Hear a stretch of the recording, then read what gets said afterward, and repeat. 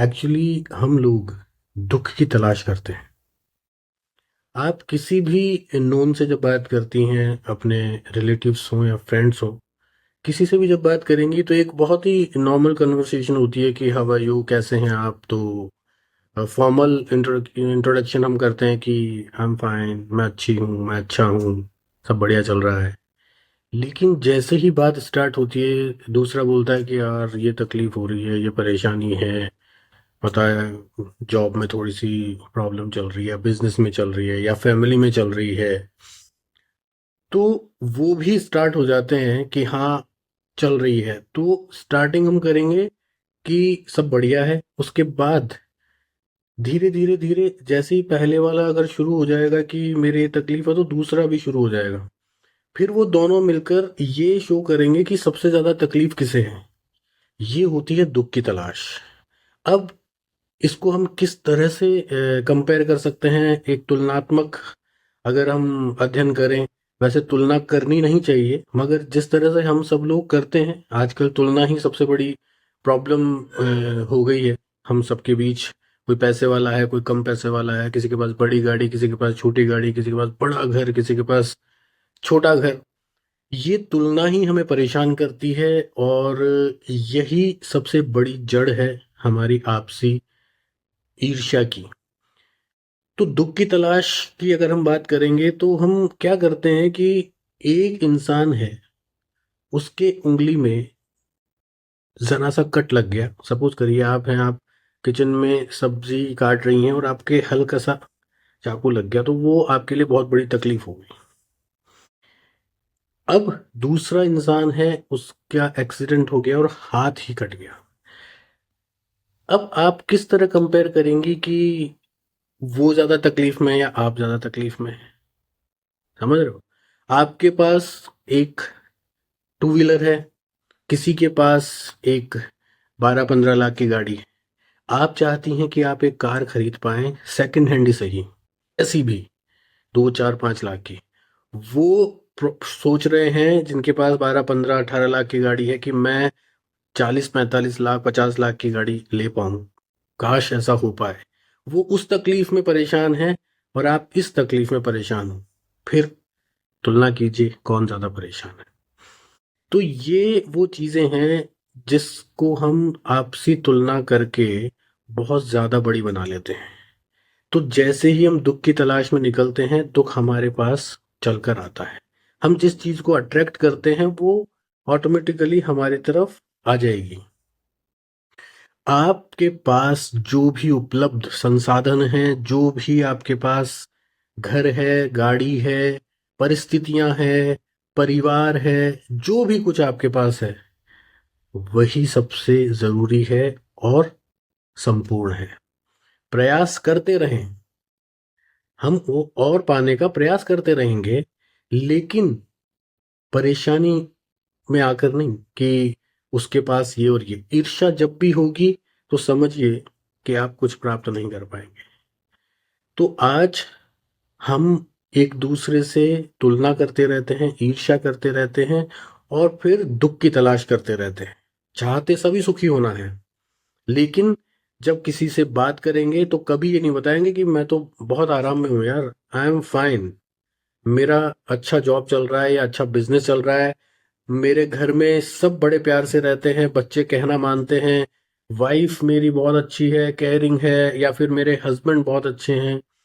हम इन चीज़ों से सोचते हैं कि नज़र लग जाएगी, अगर हम ये सब चीज़ बोलेंगे तो हम कहीं ना कहीं परेशान ना हो जाएं। ये बैक ऑफ द माइंड हमारे चलता रहेगा, और ये होगा हमारे अवचेतन मन तक पहुंचाने वाला एक संदेश। तो अवचेतन मन वही हमको रिमाइंड कराता रहता है, और वो ही चीज़ हमें उपलब्ध करा देता है जो हम सोचते रहते हैं। तो हम जब बोलते हैं कि यार बहुत परेशान, ये परेशान, तो फिर वो शुरू हो जाता है अवचेतन मन। इस पर मैं 100% आपसे बात करूंगा। अवचेतन मन एक बहुत ही बड़ा विषय है। इसको अगर जिसने समझ लिया तो जिंदगी सफल हो जाती है। तो आज से ही कहना शुरू करें, सिर्फ फॉर्मेलिटी पे नहीं कि आई एम फाइन, मैं ठीक हूँ, बस बढ़िया चल रहा है। इसको कन्विक्शन के साथ कहें कि मैं एकदम सही हूँ, बहुत बढ़िया चल रहा है सब कुछ। तब देखिए आप जो परिवर्तन आता है हमारे भीतर, ये सबसे बड़ी आज की डेट में परेशानी है कि हम ये बोल ही नहीं पाते कि हम बहुत अच्छे से रह रहे हैं, कहीं कोई परेशानी नहीं, क्योंकि दिख रहा है सामने वाले को। आपके इर्द गिर्द देखते होंगे ना आप कि कुछ लोग बहुत अच्छा जीवन जी रहे हैं और वहीं कुछ लोग थोड़ा सा तकलीफ में हैं। कभी उनके बीमारी है घर में, तो कभी आपसी तकरार है, तो कभी करियर की प्रॉब्लम, तो कभी क्या दिखती हुई चीज। ऐसा नहीं है कि कोई हिडन में किसी के इंटरनल चल रहा है और हम उसी का कयास लगा रहे हैं। जो दिखता है बाहर से कि अरे उनके तो ऐसे हो गया, अरे उनके डिवोर्स हो गया बच्ची के या बच्चे के, अरे उनके एक्सीडेंट में उनकी मौत हो गई किसी की, ये सब चीजें जब हमें दिखाई दे रही है तो सर्टनली वो तकलीफ में है, परेशानी में। वैसे हर इंसान में कुछ ना कुछ परेशानी चल रही है, सबको कुछ चाहिए वो नहीं मिल पा रहा है। और ऑब्वियस सी बात है कि जब हम जो चाहते हैं वो अगर नहीं अचीव कर पा रहे हैं तो एक परेशानी है, एक तकलीफ है। लेकिन किस हद तक, वही बात आती है कि 20-25 लाख की गाड़ी है और आप 40-50 की चाहते हो, तो वो बहुत बड़ी तकलीफ नहीं है आपकी, बिल्कुल भी नहीं है, अगर आप मान रहे हो तो। हाँ, एक पैदल इंसान चल रहा है, साइकिल पर चल रहा है, बहुत मेहनत कर रहा है और वो टू व्हीलर नहीं खरीद पा रहा है, टू व्हीलर पर है तो एक नॉर्मल सी गाड़ी नहीं खरीद पा रहा, वो समझते हैं कि हम थोड़ी बड़ी तकलीफ हो सकती है आज के परिदृश्य में, अगर हम देखें तो, कि जहाँ सबके पास आज कोई कमी नहीं है कि चाहे वो लोन लेकर ही ले, गाड़ी ले ही सकता है। तो ये हमें सोचना होगा कि हम किस हद तक परेशान हैं, दुखी हैं, या हम दुख की तलाश में हैं।